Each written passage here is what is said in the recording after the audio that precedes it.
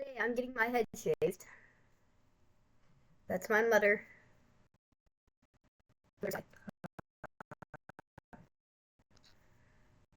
There's my hair off.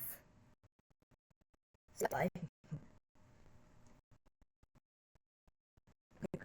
Sometimes they have come back. It's back in like 4 weeks. Just a little scared.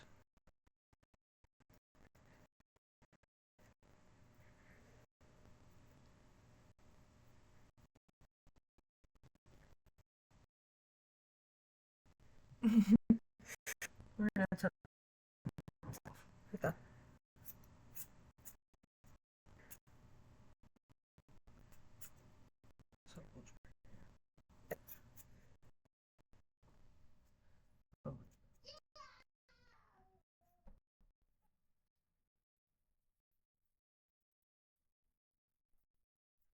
here.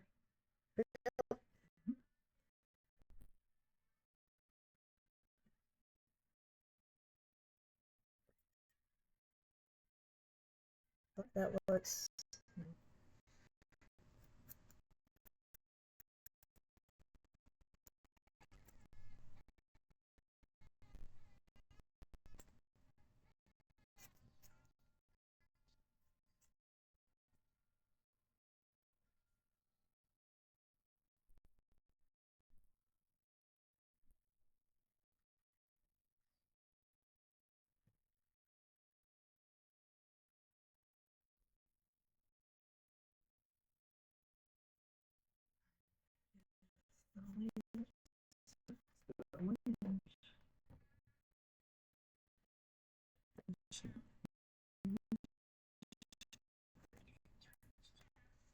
Uh,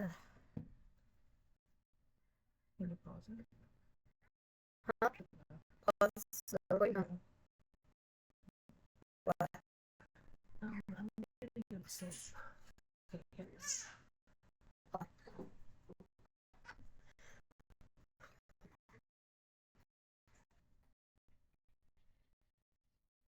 So, I'm doing it.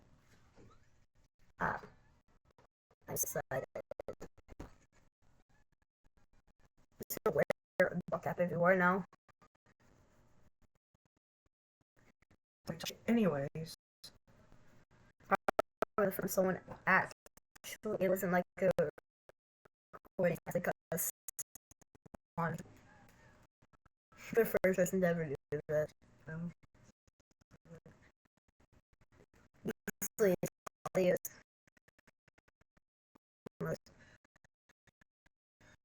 I need a cup of water.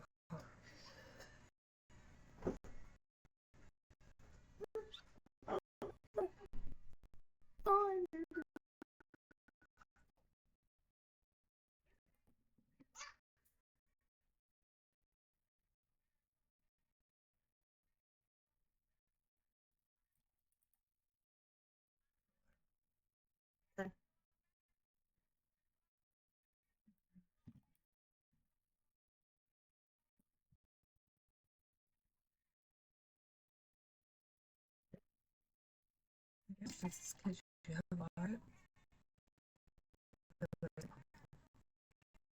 Filling up the rate.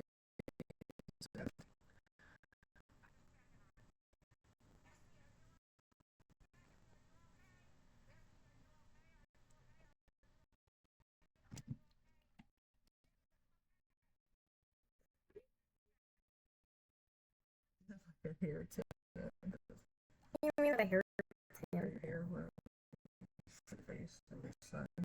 I'm glad I can't put lighting here. I thought that was gonna be like and hurt. Mm. I just supposed to mirror my head. Well, it's also brighter. Oh.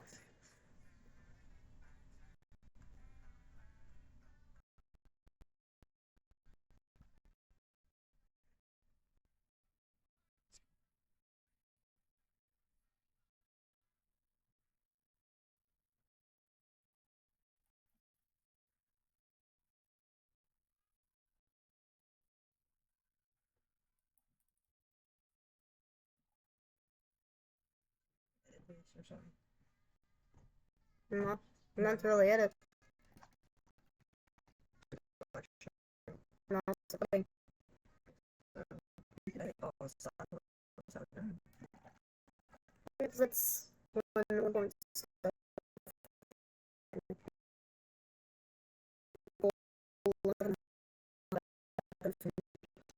I mean, we already started, Mom. Can't stop. We already I'm started. not saying stop doing this. Record.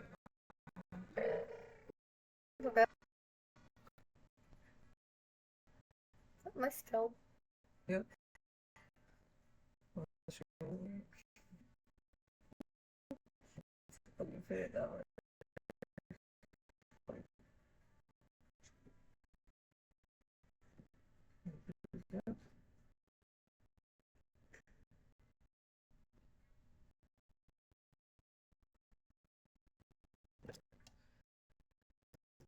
Hmm.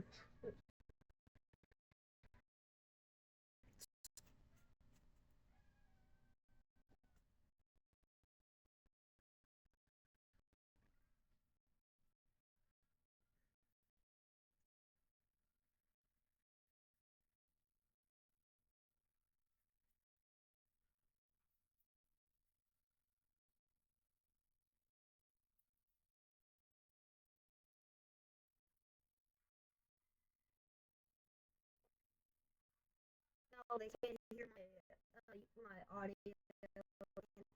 It's my work. I'm just gonna watch it.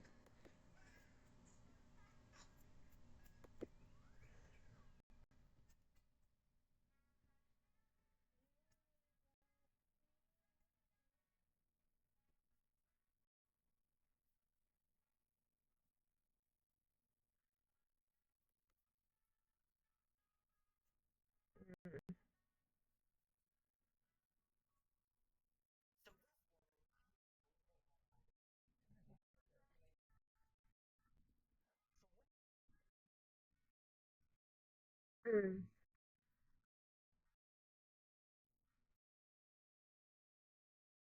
There, and she meets this faith healer and she has a session with him and he has her sit down in a chair and he tilts her head back and then he pulls out a scalpel and he starts cutting right into her eye. Now the woman, let's call her mother-in-law, because she's my actual mother-in-law. But we'll get to her in a second. First, let's talk about the faith healer. So the faith healer, his name's John of God. And this dude claims that his God, or whoever, will heal people through him if he, does his hocus pocus and touches them. Of course, he has no formal training in medicine. He's never been to med school. In fact, he dropped out of elementary school in the 2nd grade. But regardless, he considers himself a healer. And one day, he just decides to travel around Brazil and tell people, hey, look, I can heal you. And people fall for it. In fact, they're really into it. And over time, he slowly builds a following. And his following becomes so big that he eventually builds a spiritual healing center in the middle of this small town to accommodate all of his visitors. And there, John of God becomes known for performing what he calls psychic surgeries, which is exactly what it sounds like. He uses no anesthesia, no sterilization, and he does these medical techniques on people that just don't make any damn sense. Like he shoves surgical forceps up people's noses to heal them. Or he'll scrape the white of someone's eyeball with a scalpel in order to heal them. It's weird. Like someone will come in with back pain and he'll be like, let's scrape your eye with a scalpel, that'll heal you.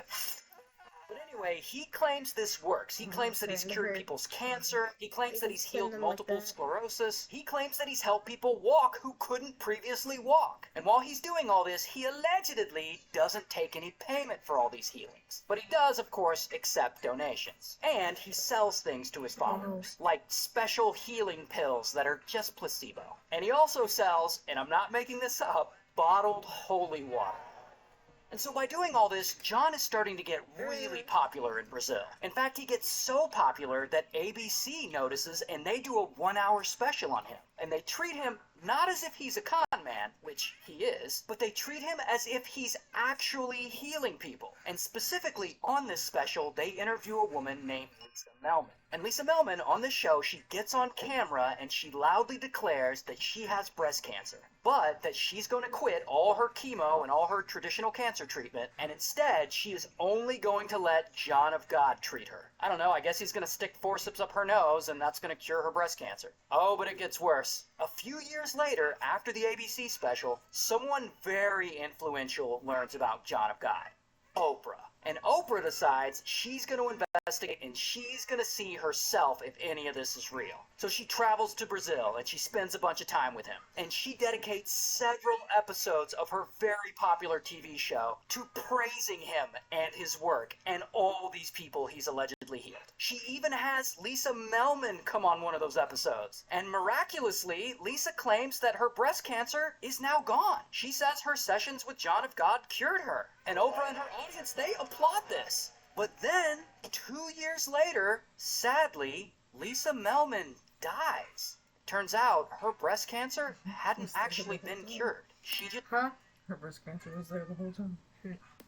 thought it had because that's what John of God told her. In fact, when she stopped her Sorry. treatment, her cancer got progressively worse, and she was apparently in a lot of pain when she died. Of course, Oprah never gets on TV and mentions that part. Regardless, the damage has already been done. Oprah has endorsed John of God on her show twice and exposed him to an international audience. And from there, his business just explodes. People are flying in from all over the world trying to get healed by him. At this point, at his spiritual healing center, he I gotta see what this looks like right now. I look like a new oh, like a newborn baby mom. Oh my god.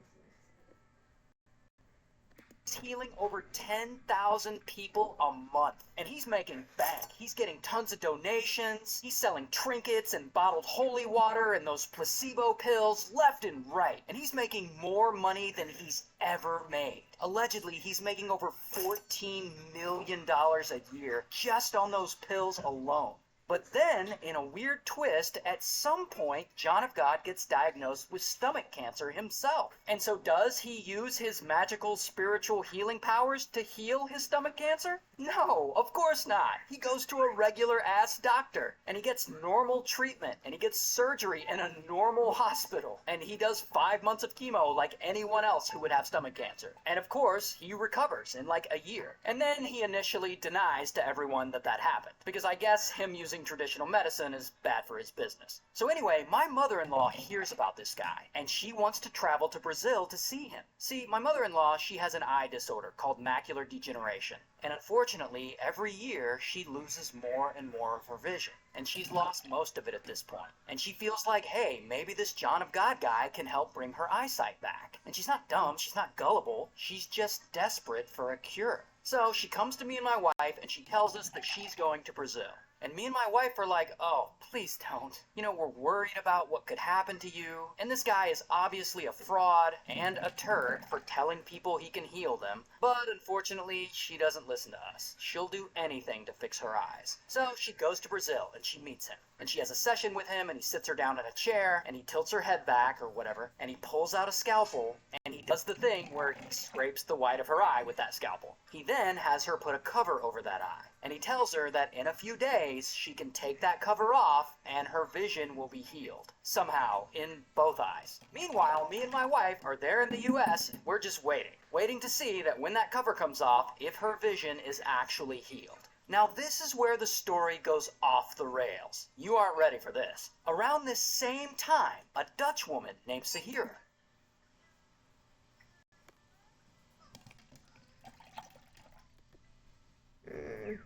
Was it starting to hurt? No, it just looks weird. She's struggling with some mental weird. trauma. Yeah. And she sees It's gonna this look guy weird on a bit, Oprah's TV show. This guy named John of okay. God, who claims he can heal people. So she's like, hey, maybe he can help heal my mental trauma. So she flies to Brazil and she shows up to the spiritual healing center and she waits in line and she sees him a couple of different times. One of those times she sees him, something exciting happens. John of God offers her a private consultation and she's super excited. So she waits until everyone's gone and then he invites her into his office. And while she's there, he takes her into the Some places. bathroom and he makes her hand touch him inappropriately. And afterwards, she's like, that was weird. And like, I don't know, maybe that's just part of the healing process. So she goes back later for another private session with him. And this time, when they're alone, he takes her into the bathroom again, and he straight up SAs her, like with a hard R. And here's the thing, the mental trauma that Zahira went to see him for was specifically sexual trauma. So she went to see him and told him about her sexual trauma, and his response was to SA her. And so poor Zahira doesn't know what to do, and she feels violated and sick to her stomach, and she wants to tell someone, but at the same time, she believes this man is actually healing so many people. So she decides to not tell anyone. She buries it deep down with all her other sexual trauma.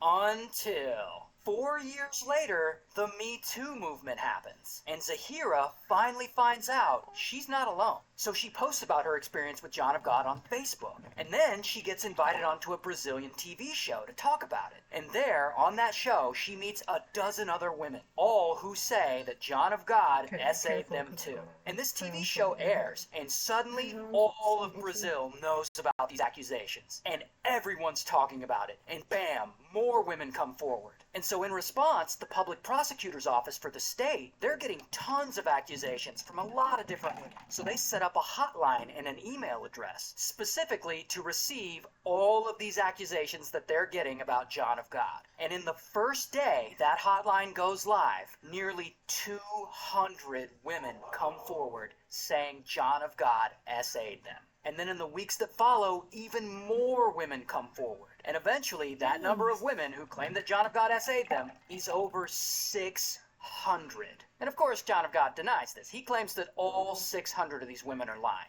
But then, his own daughter comes forward. And she claims that he had SA'd her too, from when she was the age of 9 to 14.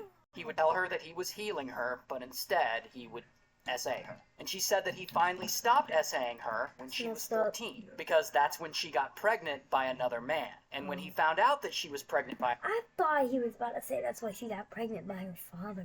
Some of the people that happens. another man, he beat her so hard that she lost the baby. In fact, his daughter said, and I quote, "My father is a monster." So anyway, all of this becomes public. And police are like, all right, it's time to get him, and they issue an arrest warrant for him. But John of God, he ain't going out easy. He immediately withdraws $9 million from his various bank accounts, and he goes on the run, and no one can find him. He's just hiding out somewhere, like he is gone. But about a week later, I guess the pressure is just too much for him, like he knows he's fucked. And he turns himself in, and they throw him in jail. Here's his mugshot. And eventually he goes to trial, he's found guilty, and he's sentenced to a grand total of 489 years in prison. Good for him. And First off, how can you sentence someone to that long? No one has ever lived to that long. Basically, they're giving you life, really. Yeah, don't just say that though. okay, so at this point, I know what you're thinking. You're like, Ray, did he do anything horrible like that with your mother-in-law while she was there? First of all, let me just say, none of that SA stuff was public when she went to visit. So none of us knew what had been going on. And while she was there, lucky for her, she said she met him in a room full of people, there were no private sessions, so no. Nothing appropriate happened with her. But it's also worth noting that she eventually took her eye cover off. And so, did John of God end up healing her eyesight? No, he did not. Shocker. Shout out to Brazil. Horrifying.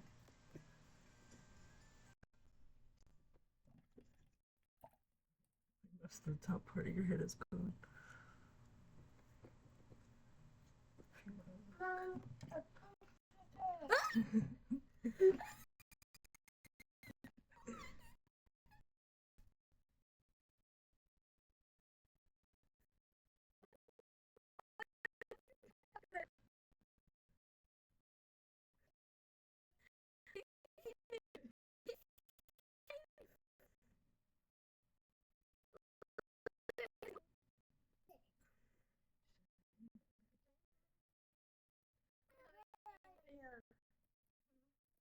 It's okay,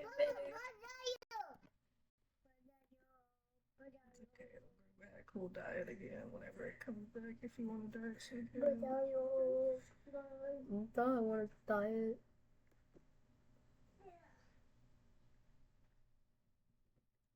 Pro wrestler murdered him. Sure. River with a bunch of his friends, including this girl, Angie. Now, unfortunately, the next. Probably watch this when I fell asleep one day. So this guy, he's gonna get wrongly convicted, become a millionaire, and then get into a fight with a pro wrestler.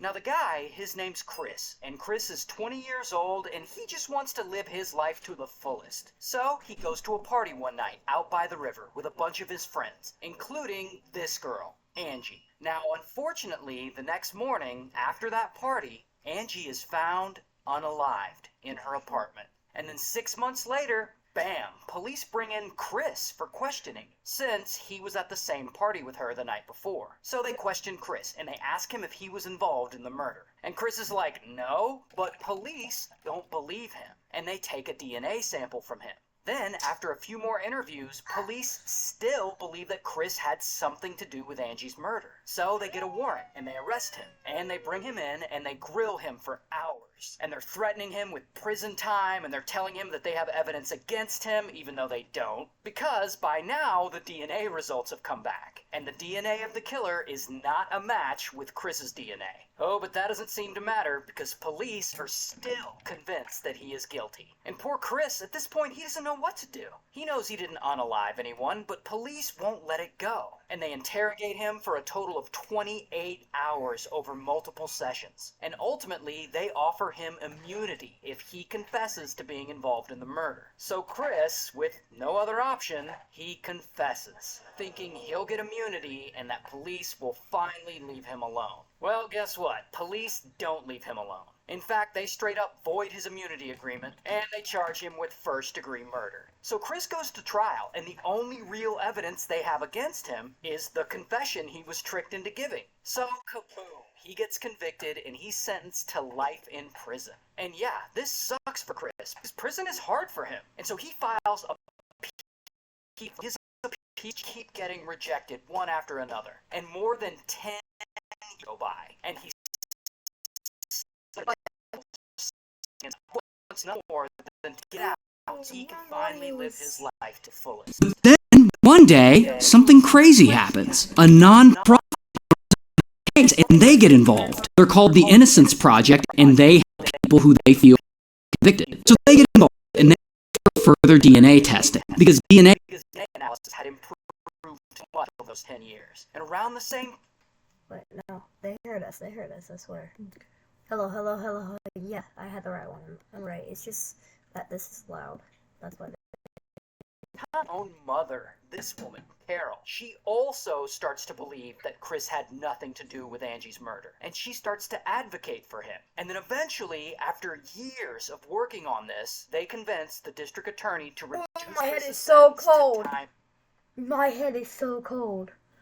I'm actually freezing.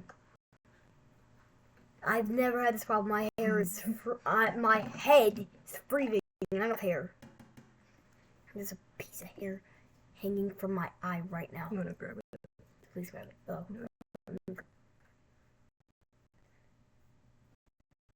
Are you done? Do you see that, Mom? My head is actually glowing.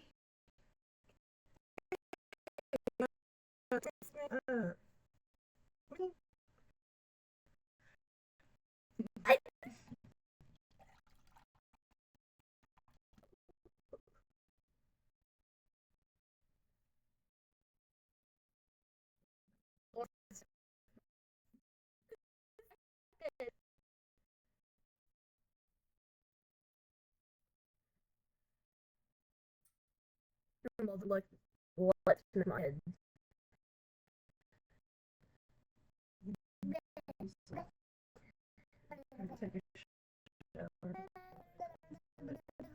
It's light.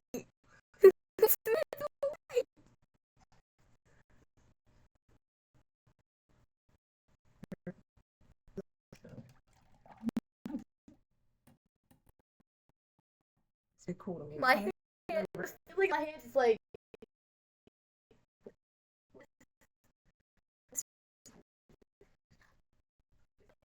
No, it's like.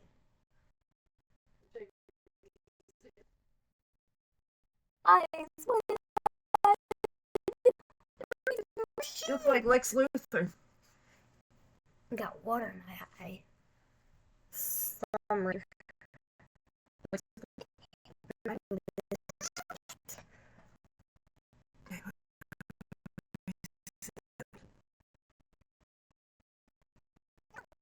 get up here.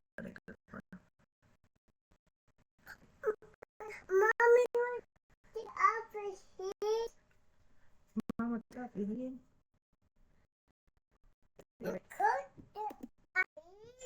Cut his hair off.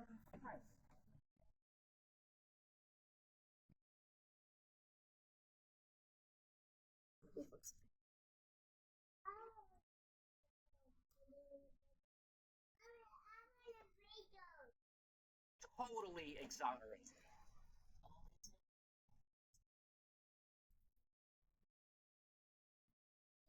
For imprisonment. And the state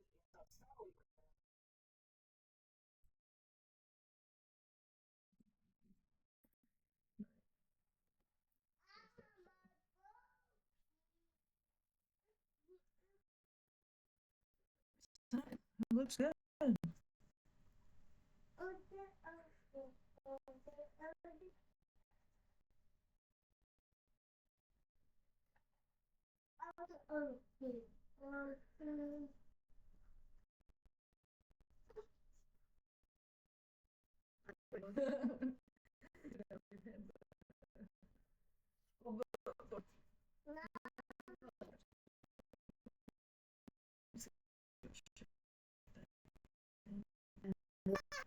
When I go to the safe party, I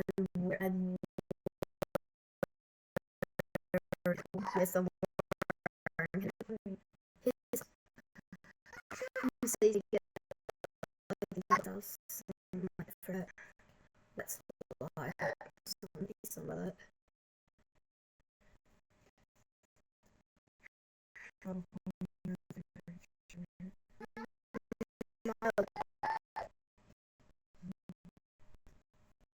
This is when I meet like Alright, I'll put some alcohol in there. Make sure you don't get.